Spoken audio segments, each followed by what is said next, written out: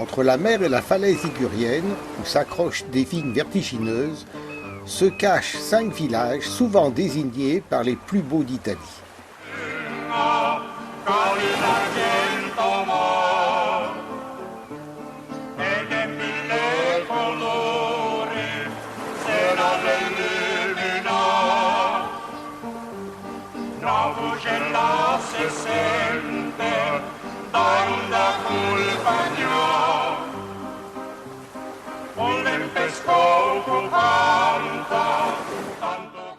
Proches de la Spezia, les villages des Cinque Terre, construits au XIe siècle, sont restés longtemps accessibles que par la mer. Les véhicules automobiles ne sont toujours pas les bienvenus ici. En 1874, la voie ferrée La Spezia-Genova redonnera une nouvelle vie à la région. Aujourd'hui encore, le chemin de fer est la colonne vertébrale du développement du tourisme de la côte ligurienne. Monterosso, le village le plus ancien, est le seul à disposer d'une plage importante et de ce fait est devenu une station balnéaire réputée. C'est aussi la base de départ pour la visite du parc national des Cinque Terre. La tour Aurora sépare la ville nouvelle du village médiéval.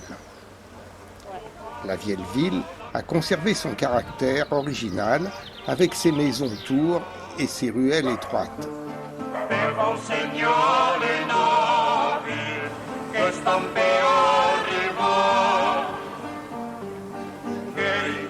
Les restaurants et magasins touristiques ont remplacé les activités agricoles et la pêche.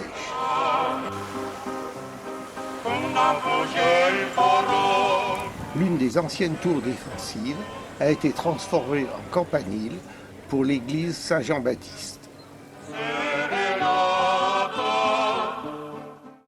Quelques minutes de train suffisent pour rallier notre étape du jour.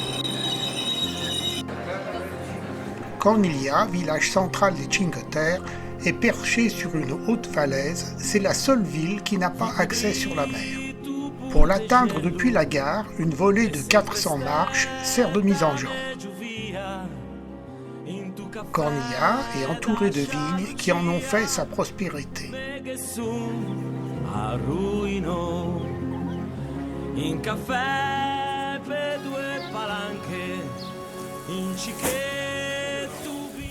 Un petit remontant est bienvenu. Les maisons ont une architecture un peu différente des 4 autres villages. Elles sont plus basses et très étroites et s'articulent autour de la rue principale.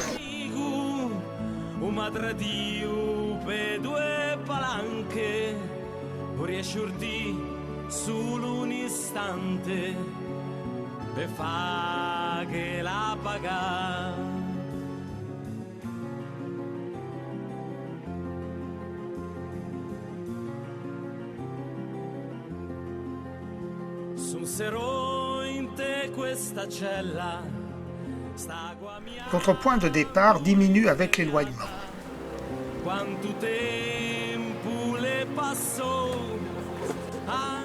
Le chemin serpente entre la falaise, les oliveraies et les vignes.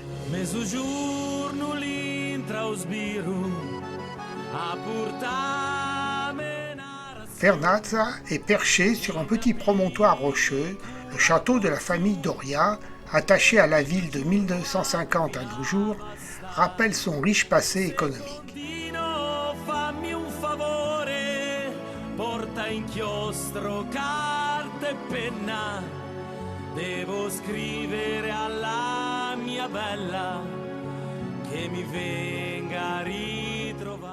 La typicité du site en fait un haut lieu du tourisme de la Ligurie.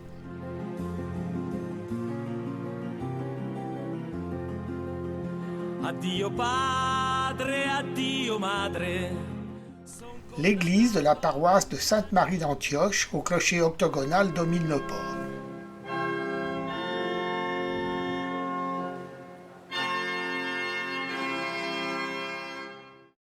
Le 25 octobre 2011, Vernazza et toute la région ont été touchés par des inondations sans précédent.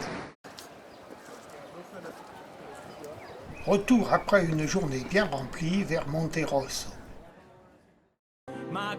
Le train devient vite une habitude.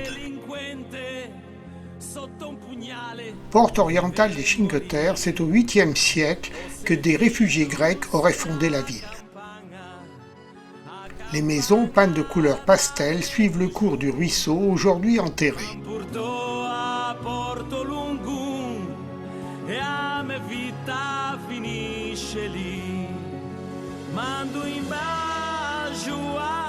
L'église San Giovanni Battista, rénovée en 1820 après un tremblement de terre, date de 1340.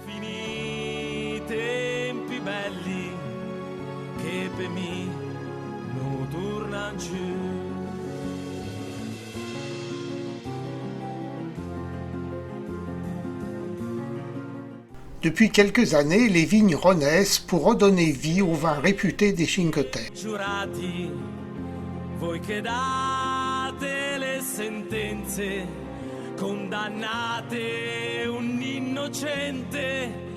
La descente vers le port s'apparente plus à une chute. Si Manarola n'est distant que d'un petit kilomètre et demi, la fermeture provisoire du sentier de l'amour impose de reprendre le train. Manarola est l'un des plus beaux villages des Cinque Terre. La présence de nombreux bateaux de pêche à l'abri dans les rues intrigue et incite à aller vers le port. Situé au bout de la rue principale, c'est le cœur battant du village et l'un des lieux les plus photographiés.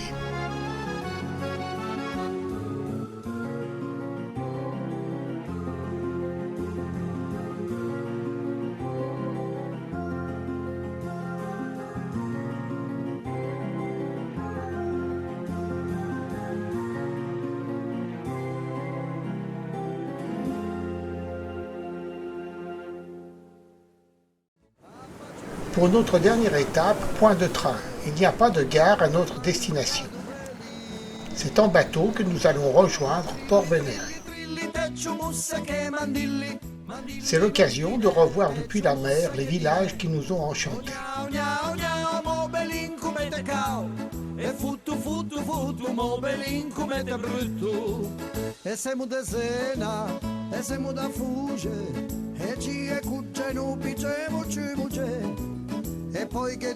Le site n'appartient pas au parc national de Cinque Terre, mais mérite la visite. Le vieux village médiéval de pêcheurs aux maisons colorées s'aligne le long des quais du port. Construit entre le XII et le XVe siècle, le château médiéval d'Oria, héritage de l'architecture génoise, n'a jamais vraiment joué un rôle militaire malgré sa situation à l'entrée du golfe de la Spezia.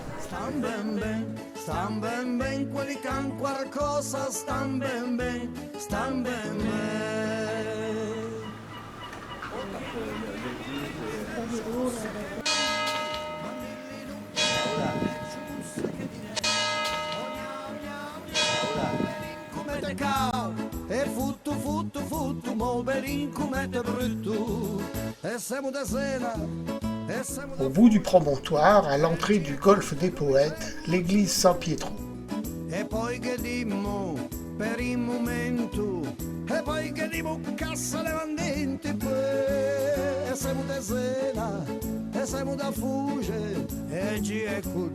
La grotte Byron, ainsi nommée en hommage aux poètes qui venaient s'y baigner.